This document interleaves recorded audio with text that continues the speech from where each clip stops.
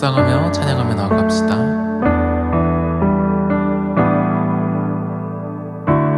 주를 위한 이곳에 예배하는 자들 중에 그가 찾는 이 없어 주님께서 슬퍼하시네.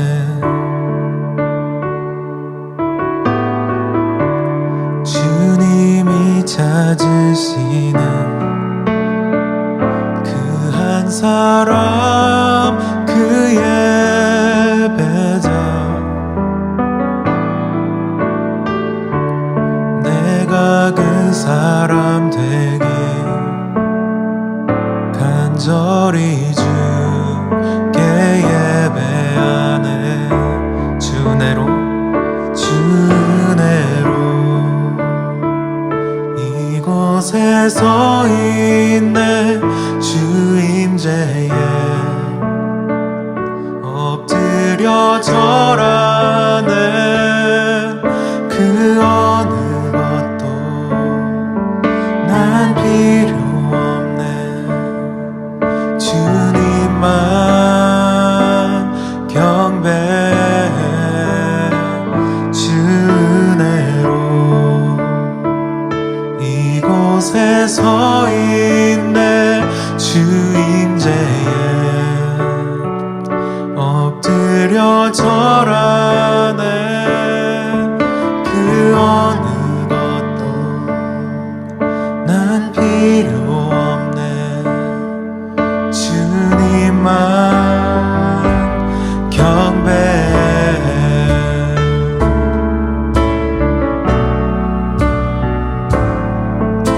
그렇습니다. 예전 같진 않지만 우리가 주님을 경배하며 나아갑니다. 주를 위한 이곳에 예배하는 자들 중에 그가 찾는 이 없어 그가 찾는 이 없어 주님께서 슬퍼하시네. 주님이 찾으시는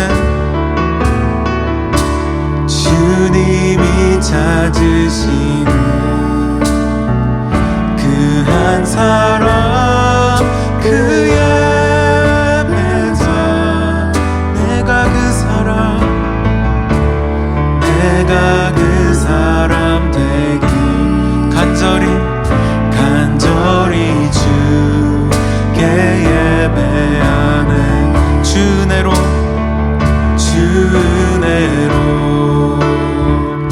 이곳에 서 있네. 주 임재에 엎드려 절하네.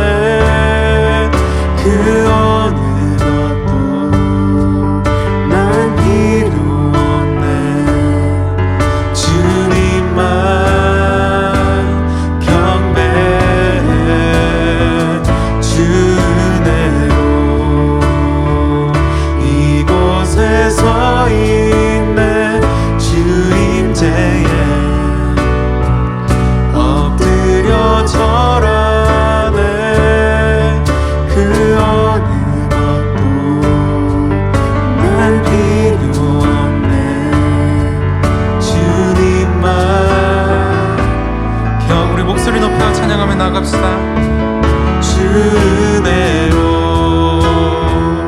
이곳에 서 있네.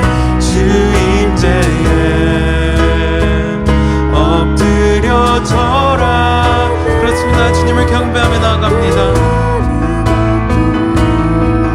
난 필요 없네. 주님만 경배해.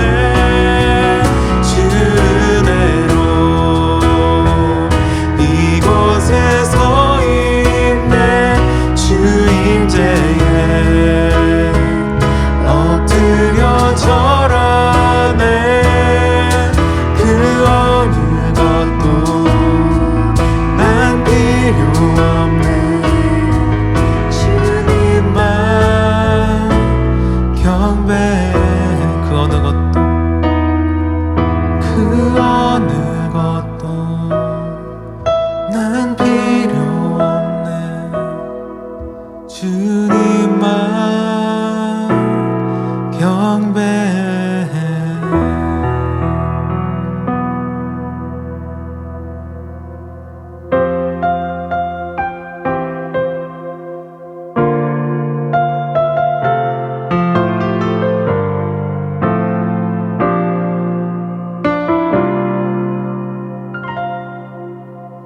나는 하나님을 예배하는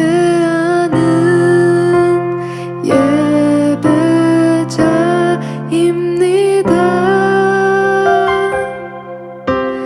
내가 서 있는 곳 어디서나 하나님을 예배합니다. 내 영혼 거룩한 은혜를 향하여 내 마음 완전한 하나님 향하여 이곳에서 바로 이 시간 하나님을 예배합니다. 다 같이 한 번 더 찬양하겠습니다. 나는 하나님을 예배하는 예배자입니다. 내가 서 있는 곳 어디서나 하나님을 예배합니다. 내 영혼 거룩한 은혜를 향하여 내 마음 완전한 하나님 향하여 이곳에서 바로 이 시간 하나님을 예배합니다.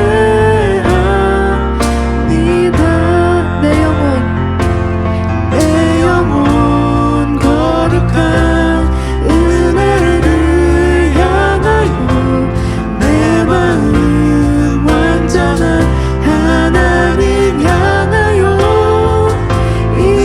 이곳에서 바로 이 시간 하나님을 예배합니다. 예배합니다. 찬양합니다. 주님만 날 다스리소서. 예배합니다. 찬양합니다.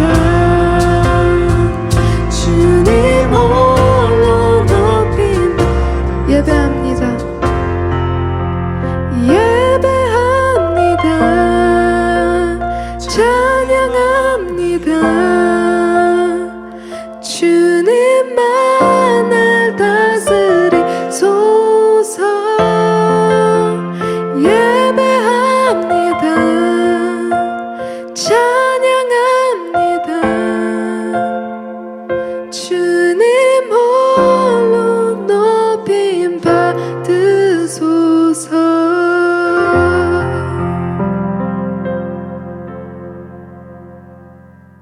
우리 성경 말씀을 한번 같이 볼까요? 오늘 말씀은 출애굽기 시리즈 9번째입니다.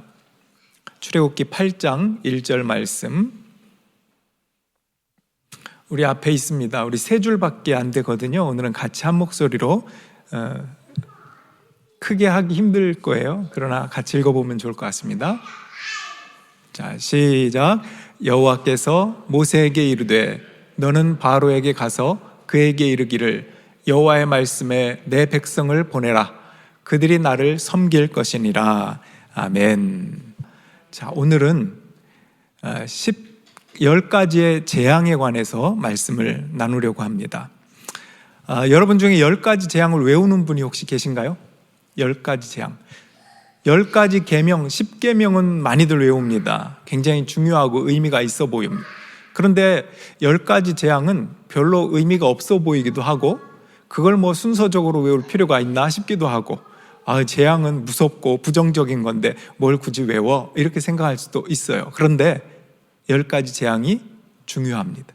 특별히 우리 학생들도 있으니까 오늘은 구조적으로 아주 재미있게 한번 외워봤으면 좋겠어요. 그것으로 오늘은 만족해요. 그리고 다음 주에는 이 10가지 재앙의 목적과 바로의 교만에 대해서 나눌 거고요. 그 다음 주에는 마지막 10번째 재앙과 유월절에 대해서 나눌 겁니다. 그래서 오늘은 10가지 재앙이 뭔가 서론적으로 외울 수 있으면 좋겠다. 이런 내용들이구나. 이런 정도로 함께 말씀을 나누려고 합니다. 자, 한번 따라할까요? 9+1 재앙. 나의 백성을 보내라 예배하도록. 바로 여기 나오죠. 자, 한번 이게 산수 문제입니다. 9+1 몇이죠? 10, 10입니다. 그래서 10가지 재앙인데 왜 9+1이라고 했는가? 게다가 이 재앙을 통해서 요구하는 게 있어요. 재앙이 있기 전에 이 말을 들었으면 재앙이 없을 거예요. 내 백성을 보내라 예배하도록. 이게 요구하는데 안 되니까, 안 되면 하나님께서 첫 번째부터 10번째 재앙을 이렇게 보내시는 겁니다. 물론 구체적인 재앙의 목적은 다음 주에 말씀을 나누겠지만 가장 베이직, 기본적인 것은 나의 백성을 보내라 예배하도록. 이게 하나님이 요구하는 내용들입니다. 그래서 바로에게. 자, 그런데 왜 9+1인가요? 그림을 한번 보면 좀 도움이 될 것 같아요. 뒤에까지 잘 보이시나요? 장수현 집사님 보이세요? 네. 자, 여기 보면 9가지 재앙 플러스 1가지 재앙, 장자 이렇게 써 있습니다. 9가지 재앙은 A, B, C 그룹으로 9개가 있고요. 그 다음에 마지막으로 장자가 죽는 그 10번째 재앙이 있습니다. 근데 오늘은 이 9가지의 재앙을 조금 중심으로 하려고 합니다. 자, 여기 보면 자, 일단 10가지 재앙 중에 첫 번째와 마지막 재앙이 뭔가 한번 생각해 보세요. 첫 번째는 그러니까 피로 시작해서 피로 끝난다 이렇게 생각해 보세요. 첫 번째 재앙은 나일 강물이 피로 변하는 거거든요. 마지막 재앙도 유월절의 시조가 되는 유월절 어린 양의 피로 끝납니다. 그래서 피로 시작해서 피로 끝난다. 자, 10가지 재앙의 첫 번째와 마지막이 뭐냐 하면 피를 떠올리세요.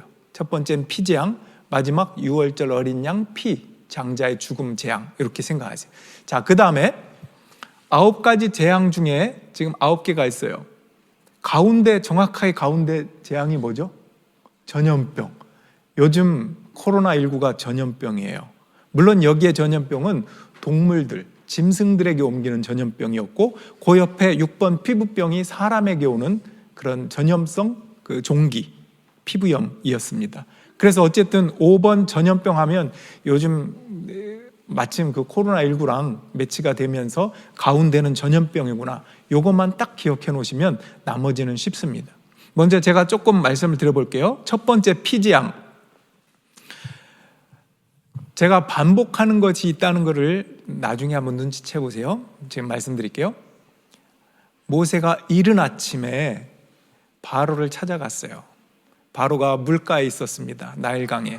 거기에서 하나님 말씀을 전하는데 바로요, 우리 백성을 보내소서. 그렇지 않으면 나일강물이 피가 될 것이요. 나일강물뿐 아니라 모든 물, 강물, 호수 다 피가 된. 그래서 그 재앙이 있습니다. 두 번째는 모세가 바로가 있는 궁정으로 찾아갔습니다. 그래서 우리 백성을 보내주시오 예배하도록. 그렇지 않으면 개구리가 나일강에서 올라올 것입니다. 이렇게 해요. 요즘 1번 나일강에서 피가 되고 그 나일강에서 개구리가 올라오는 것 이렇게 머릿속으로 한번 연상해 보세요.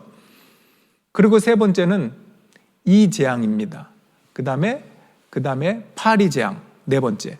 여기서도 하나님께서 모세에게 일찍 일어나서 모세를 만나라 그랬어요. 그래서 나가서 모세를 만나서 보내지 않으면 파리가 올라와서 재앙이 있을 것이다. 이렇게 합니다. 다섯 번째는 전염병입니다. 바로의 궁정으로 찾아가서 모세가 이렇게 하지 않으면 전염병이 올 것이다 말합니다. 그리고 여섯 번째는 피부염이고, 일곱 번째는 이른 아침에 모세가 바로를 찾아가서 이렇지 않으면 우박을 내릴 것이다. 우박이 옵니다. 8번째는 모세가 바로의 궁정으로 찾아가서 이렇게 예배드리게 우리를 보내지 않으면 메뚜기 떼가 올 것이다. 그 다음에 9번째는 흑암 재앙입니다. 여러분, 제가 이렇게 이야기하면서 반복했던 거 혹시 눈치채셨습니까? 뭘까요? In the morning, 이른 아침에 라는 말, to the palace, 궁정으로 가서, 이런 말 혹시 눈치채셨어요? 자, A와 C, B와 C그룹이라고 생각해 보세요. 지금 외우기 쉽게 지금 이 내용은 옥스퍼드 주석이라고 하는 성경 주석 두꺼운 책이 있습니다. 거기에 나오는 내용을 참조했어요. 자, 그 참조해서 그림은 이제 제가 리니를 통해서 마음대로 그린 거예요. 그러나 이제 맞게 그린 겁니다. A그룹, B그룹, C그룹이 있습니다. 원래 순서는 1, 2, 3, 4 이렇게 가지만 그룹으로 1, 4, 7 이거는 in the morning이 공통점이 있어요. 하나님께서 모세에게 이른 아침에 바로에게 찾아가서 예고해라, 경고하는 겁니다. 경고, 이런 것이 있을 것이다. 그 다음에 B그룹은 2, 5, 8번은 바로의 궁정에 찾아가서 바로에게 경고하는 것입니다. 그러니까 공통점은 A그룹이나 B그룹이나 시간과 장소는 다르지만 경고한다는 것은 공통점이에요. 근데 C그룹 3번, 6번, 9번 이 피부병 흑암은 경고가 없어요. 경고 없이, 예고 없이 without warning이에요. 그냥 찾아오는 겁니다. 그러니까 하나님께서 때로는 이렇게 경고, 이렇게 해라, 그렇지 않으면 이런 재앙이 온다 경고하셨지만 어떤 재앙은 경고 없이 이렇게 옵니다. 그러니까 이 재앙이라는 것이, 하나님의 능력이라는 것이 경고를 줄 때도 있지만 뜻하지 않게 찾아올 수도 있다. 이것이 10가지 재앙 중에 포함이 되어 있다라는 뜻입니다. 자, 그러면 이 셋, 3 곱하기 3 구조예요. 그래서 9개입니다. 이게 간접적인 재앙이 9개고요. 마지막 10번째가 직접적인 재앙입니다. 처음부터 우리는 그래요. 하나님이, 여러분 성경 읽다가 10가지 재앙을 보면서 굳이 꼭 10가지 갈 필요가 있어. 하나님은 능력 있으신 분인데 바로에게 한 번 딱, 예를 들어 10번째 마지막 아주 굉장히 충격적인 거니까 이거를 처음부터 하면 고생하지 않고 그냥 출애굽할 수 있지 않나? 그런데요, 성경에서는 물론 다음 주에도 계속 나누겠지만 성경은 항상 우리에게 기회를 줍니다. 뭘 준다고요? 기회를 줘요. 늘 기회를 줘요. 간접적으로 이런 재앙이 이렇게 있을 것이다. 그런데 거기에 따라서 순종하는 사람이 있기도 하고 결과적으로 보면 바로처럼 끝까지 순종하지 않는 사람이 있더랍니다. 그래서 점점 강도를 높여서 마지막에 결국은 하나님께서 말을 듣지 않을 수 없는 그런 재앙을 통해서 출애굽을 하게 된다, 그런 뜻입니다. 자, 그러면 여러분들이 이번 주 동안에 성경을 읽을 때 출애굽기 7장, 8장, 9장, 10장 이렇게 9가지 재앙이 그렇게 나오는데 여러분 성경을 읽으면서 이 내용들을 생각하며 한번 읽어보세요. 이른 아침에 첫 번째 그룹에는 써 있구나. 두 번째 그룹에는 팰리스, 궁정으로 찾아가서 라는 것이 있구나. 이 세 번째 그룹에 나오는 것들은 경고 없이 그냥 찾아오는구나. 그런 것들을 보면서 읽으면 신기하고 재밌고 금방 외워집니다. 저 같은 경우를 예를 들면 저는 이렇게 외워요. 아까 말씀드린 대로 첫 번째와 마지막은 피로 시작해서 피로 끝나니까 그건 당연히 외워지고, 가운데도 전염병이니까 그것도 가운데는 당연히 외워지고, 그 다음에 앞엔 이렇게 외웁니다. 저는 피가 나일강에서 피로 변하고 거기서 개구리가 올라왔다 했잖아요. 저는 개구리 이파리 이렇게 외워요. 왜냐하면 제가 포인트를 해드릴게요. 자, 보이시죠? 여기 개구리의 끝에가 이예요. 개구리 이하고 파리를 이렇게 섞어보면 그냥 개구리 이파리, 한국말로 개구리 이파리. 벌써 제가 4번까지 외운 거예요. 피, 개구리 이파리. 그 다음에 전염병 가운데, 그 다음에 전염병과 이어져서 요건 동물, 요건 사람이니까 피부병. 그리고 요건 어떻게 외우냐면 하늘로부터 내려오는 것들이에요. 우박이 하늘로부터 쏟아지잖아요. 그 다음에 요 메뚜기도요, 하늘로부터 동풍이 불면서 동풍을 타고 메뚜기가 날아오잖아요. 하늘 공중전이에요. 그러니까 우박이 하늘에서 내려오고 공중전, 메뚜기가 동풍을 타고 오고요. 요 마지막 흑암은요, 흑암은 일식 현상과 그 당시 사막 모래바람, 감신이라고 하는 그 모래바람이 한 2, 3일 동안 일식과 함께 했지 않았을까, 오지 않았을까, 성서학자들이 그렇게 추측을 하고 연구를 합니다. 그것도 하늘이 빛을 잃는 거예요. 빛이 사라지는. 그러니까 하늘 재앙입니다. 그래서 피, 개구리, 파리, 전염병, 피부병, 우박, 메뚜기, 흑암. 특별히 우박 다음에 메뚜기인 이유가 있어요. 우박이 쏟아진 후에 남아있던 나무 열매라든지 식물, 조금 남아있는 게 있잖아요. 아무리 주먹만한 우박이 떨어졌어도, 피해가 많았어도 그래도 남아있는 것들이 있다. 그 남아있는 것을 누가 다 먹어치웠다고요? 메뚜기가. 그러니까 우박이 먼저 오고 그 다음에 남아있는 것까지 완전히 메뚜기가 싹쓸이 했구나, 이렇게 생각하면 돼요. 그리고 나서 흑암은 마지막 10번째 재앙의 서막입니다. 그렇게 모든 것이 빛을 잃고 어두워가면서 가장 강력한 재앙, 장자의 죽음을 통하여 6월절 어린 양 피, 결국 그건 예수님의 십자가의 죽음을 예고하는 것들이죠. 자, 이렇게 구조를 설명을 드렸어요. 그럼 여러분 나름대로 저의 설명을 들으면서 이렇게 외우면 좋겠다 생각이 들 겁니다. 한번 제가 읽어보고 잠깐 설명을 하고 여러분들이 머릿속으로 넣어보세요. 나일강이 피로 변한다라고 하는 재앙입니다. 아침 일찍 모세가 바로를 찾아가서 그런 경고를 하죠. 내 백성을 보내라, 예배하도록. 그렇지 않으면 피가 될 것이다. 이 바로의 마술사들, 술객이라고 성경에 표현되어 있습니다. 이 술객들도 마술을 해서 피가 되도록 합니다. 따라해요, 하나님의 능력을. 두 번째는 그 나일강에서 개구리가 올라와서 모든 개구리가 어그저그 올라온다고 생각해보세요. 팔짝 뛰어서 밥상에도 올라가고 집안에도 들어오고 다 그렇게 합니다. 얼마나 징그러워요, 그 개구리의 재앙. 그런데 애굽의 술객들도 따라합니다. 근데 문제는 하나님의 능력보다 더 큰 요술이라고 하면 개구리를 없애는 요술이면 더 좋잖아요. 못해요. 하나님께서 개구리를 만드셨으면 그것을 없애버리는 그런 게 아니라 더 가중시켜요. 그리고 세 번째, 이 재앙. 모세가 티끌을 갖고 공중에 뿌리니까 그것이 이가 되는데 이때부터 이스라엘 술객들, 요술사들이 따라하지 못합니다. 이제 하나님의 능력이 계속. 그 다음에 파리. 물론 요 1, 2, 3까지 애굽 백성에게 내려진 재앙입니다. 그런데 네 번째부터는 이거를 성경에서 표현을 합니다. 어떻게 표현하냐면 이스라엘 자손들에게는 이 재앙이 없었다라고 직접 표현을 해줍니다. 고센 땅, 이스라엘 백성들이 그 당시 고센 땅에 살았거든요. 고센 땅에는 이런 재앙이 없었다라고 파리 재앙부터 직접 표현을 합니다. 그래서 이 파리떼가 날라와서 이제 모든 곳에, 역시 음식물이라든지 이런 곳에 바글바글 하게 됩니다. 알도 까고 아주 징그러웠겠죠. 그 다음에 다섯 번째는 전염병. 그래서 이 전염병은 가축들에게 굉장히 많이 있었고, 그 다음에 피부병, 사람들에게 옮겨갔습니다. 그 다음에 일곱 번째는 하늘로부터 오는 세 가지의 재앙 중에 첫 번째, 우박이 와서 모든 것을 다 파헤쳐버리죠. 사람들이 죽습니다. 특징이 있어요. 이 우박 재앙 때는 하나님께서 이집트 사람에게도 알려라 라고 말합니다. 그래서 하나님의 음성을 듣고 경고를 듣고 밖에 있다가 집 안으로 피한 사람은 그게 애굽 사람이라도 살 것이다. 왜냐하면 이게 생명과 직결되거든요. 그러니까 하나님 경고하신 것 같아요, 직접. 그러니까 들에 있지 말고 집에 들어와라. 근데 안 들어온 사람은 다 죽는 거죠.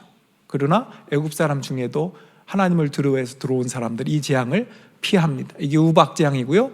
이 우박 재앙에 남아있는 것을 다 먹어치운 것이 메뚜기고, 그 다음에 흑암 재앙이 오고 마지막으로 장자 재앙, 이렇게 옵니다. 자, 눈으로 보셨어요? 이걸 잠깐 가려주시면 좋을 것 같습니다. 자, 한번 해봅시다.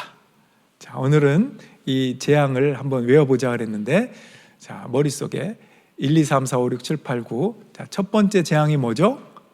피재앙입니다. 두 번째는 개구리 재앙입니다. 세 번째는 이재앙입니다. 네 번째는 파리재앙, 다섯 번째는 전염병. 물론 이제 우리 예전 성경에는 그 악질 이렇게 나오고 그 다음 것을 그 피부병을 그 종기 이렇게 표현합니다만 우리가 조금 풀어서 썼습니다. 다섯 번째까지 했죠. 여섯 번째는 피부병, 일곱 번째는 우박, 여덟 번째는 메뚜기, 아홉 번째는 흑암, 열 번째는 장자, 즉 유월절 어린 양의 피를 바르면 그러니까 장자가 죽고 살고 이런 부분입니다. 애굽의 장자는 죽고 이스라엘 장자는 살고. 여러분 어때요? 쉽지 않아요? 이제는 잊어버리지 않을 것 같아요. 그런데 여러분 이렇게만 끝나면 안 돼요. 왜 이 재앙이 중요한지, 어떤 의미가 있는지 다음 주에도 계속 말씀드리겠지만 간단하게 성경 말씀을 읽으면서 오늘은 좀 소개를 해드릴까요? 자, 여기 보면 아까 위에 그림으로 다시 한번 가볼게요. 지금 오늘 말씀의 제목이 9+1 재앙, 나의 백성을 보내라 예배하도록이잖아요. 내 백성을 보내라, 그렇지 않으면 이런 재앙이 올 것이다 라고 하는 경고하는 그 말이 여기에 이렇게 나옵니다. A그룹과 B그룹 재앙에는 6번 나오는 거예요. 그리고 여기에는 언급이 안 됩니다. 왜냐하면 언급이 될 수가 없죠. 경고 없이 바로 나왔으니까. 근데 지금 내 백성을 보내라 예배하도록 이 경고는 A그룹과 B그룹의 이 재앙에만 나옵니다. 6개. 그리고 물론 요 지금 앞에 요 재앙이 있기 전에 이적이 하나 있잖아요. 지팡이가 뱀이 되고 뱀이 지팡이가 되는 그 이적에서도 하나님께서 물론 경고하셨고 그 전에 바로를 찾아갔을 때도 경고했어요. 토탈 하면 8번이지만 오늘 본문 이 9가지 재앙으로 치면 6개. 자, 성경 구절 6개를 여러분들과 함께 읽으려고 그래요. 자, 보여주시고. 아마 여러분들이 마스크를 끼고 있어서 읽기가 쉽지 않을 겁니다. 제가 한번 읽어볼 테니까 눈으로 따라오십시오. 자, 요거는 첫 번째 재앙, 경고 있었죠? In the morning에 나의 백성을 보내어 그들이 광야에서 나에게 예배하게 하라 하셨는데도 임금님은 아직까지 그 말씀을 듣지 않았습니다. 내가 쥐고 있는 이 지팡이로 강물을 치면 이 강물이 피로 변할 것입니다. 첫 번째 재앙이죠. 자, 그 다음 구절을 보여주십시오. 두 번째 재앙입니다. 나의 백성을 보내라. 그들이 나를 예배할 수 있게 하여라. 네가 그들을 보내지 않으면 나는 개구리로 너의 온 땅을 벌하겠다. 자, 그 다음에 몇 번째 재앙일 것 같아요? 경고는 지나가고 네 번째죠. 자, 보여주시고 파리 재앙입니다. 나의 백성을 보내라. 그들이 나에게 예배를 드리게 하여라. 내가 나의 백성을 보내지 않으면 나는 너와 너의 신하들과 백성들과 너의 궁궐에 파리를 보낸다. 자, 그 다음 구절은 전염병이죠. 나의 백성을 보내어라. 그들이 나에게 예배를 드리게 하라. 여러분 지금 계속 반복해 나온다는 걸 유념하십시오. 내가 그들을 보내기를 거절하고 계속 그들을 붙잡아 둔다면 주의 손이 들에 있는 너의 짐승들 곧 말과 나귀와 낙타와 소와 양떼를 쳐서 심히 무서운 병이 들게 할 것이다. 그 다음에는 뭐가 나올 것 같습니까? 우박, 그렇죠? 자, 보여주세요. 히브리 사람들의 주 하나님이 이렇게 말씀하신다. 나의 백성을 보내어라. 그들이 나에게 예배드리게 하여라. 내일 이맘때 내가 매우 큰 우박을 퍼부을 것이니.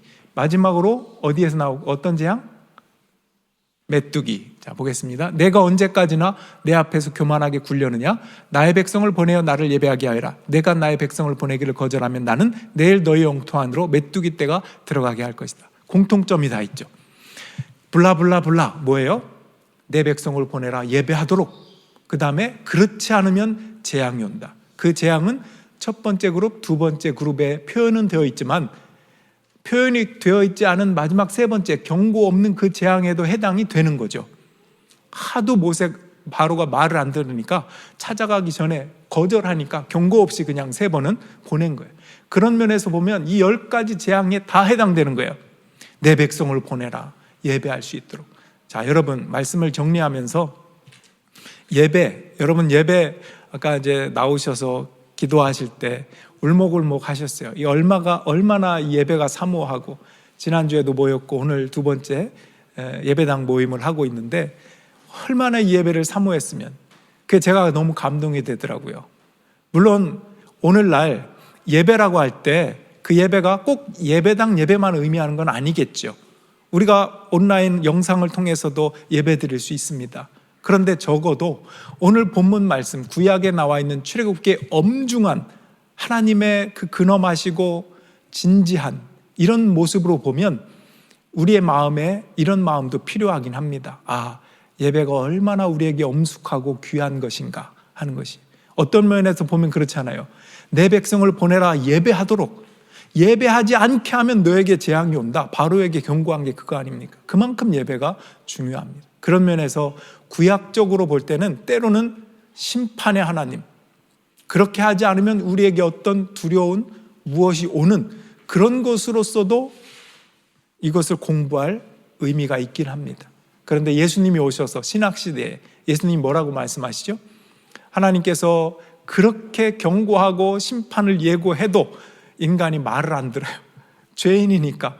예배가 그렇게 중요하다. 하나님 앞에 나와라. I'll be with you. 내가 너희와 함께 하겠다. 너는 내 백성, 나는 너의 하나님이 될 것이다. 가나안 땅에서 이 율법을 지켜라. 모든 것을 다 주고 이렇게 떠받줘도 말을 안 듣고 제각기 가고 자기의 소견에 오른 대로 하고, 이게 다 구약에서 하나님이 그렇게 참으시고 참으시다가 재앙을 내리듯이 참으시다가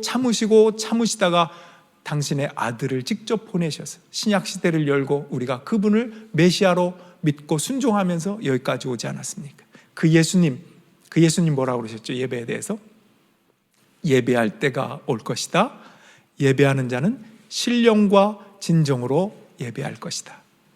신령과 진정이라고 하는 것은 성령과 진리로 예배한다는 뜻입니다. 여러분 적용해 보면 예배당에서 예배를 드리거나 영상 앞에서 예배를 드리거나 신령과 진정으로 하나님의 성령과 진리에 붙잡혀 예배 드리면 그것은 귀한 예배가 됩니다. 장소를 떠나서, 장소를 벗어나서, 예를 들면 그렇잖아요. 우리가 예를 들어 이 케네디 교회 렌트를 하고 있는데 렌트가 안 되겠습니다 하면 우리가 어디 가서 예배를 드릴 수 있어요?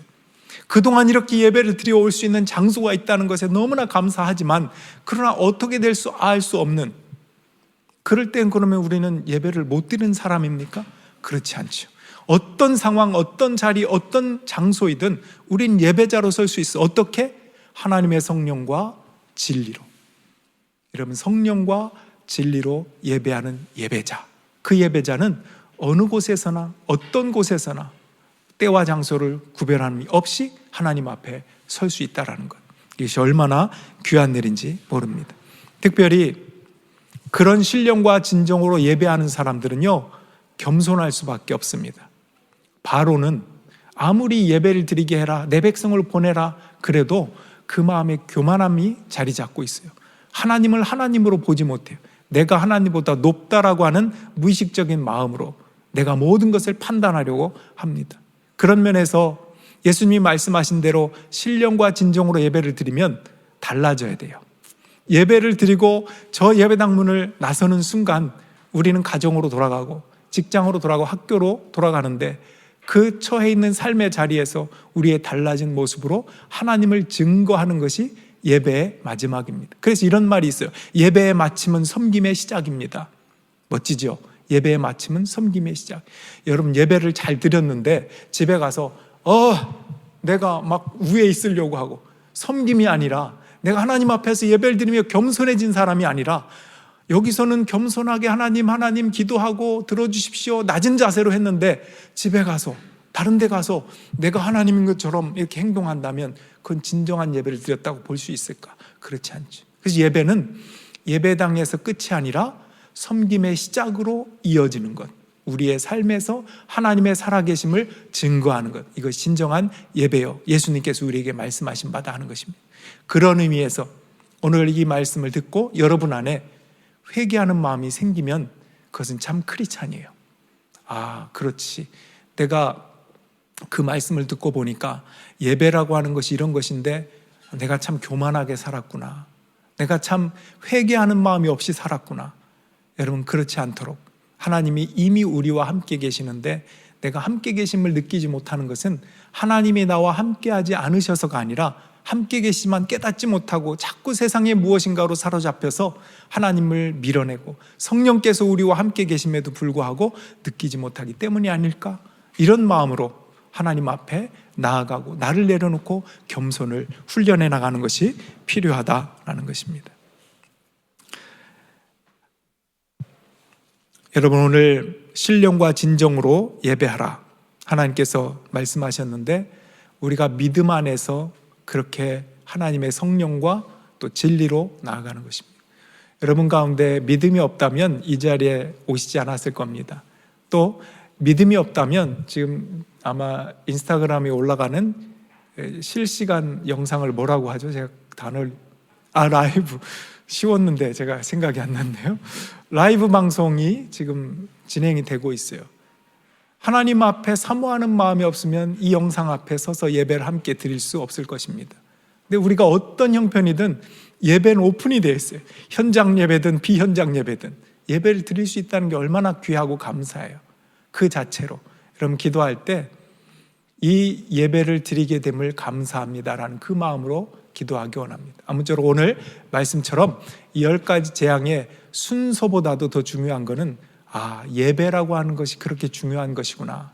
이렇게 예배당에서 오는 예배든 어디에 부득이하게 다른 곳에서 혹은 예배당에 오지 못하는 다른 곳에서 예배를 드리더라도 신령과 진정으로 주님을 생각하며 겸손함으로 나가는 것이 예배구나. 이 말씀을 잘 기억하고 그렇게 중요한 예배를 하나님은 원하셨구나. 예수 그리스도를 십자가 못 박혀 죽게 하시기까지, 이런 감사한 마음으로 이 시간 함께 기도하기를 원합니다. 기도하겠습니다. 이 시간 기도할 때 고요한 가운데 여러분 마음으로 함께 기도합시다. 한 3가지 정도 기도합니다. 첫 번째는 하나님, 내가 믿음으로 진정한 예배자가 되게 하여 주시옵소서. 그 마음으로 우리 함께 기도하며 나아갑시다.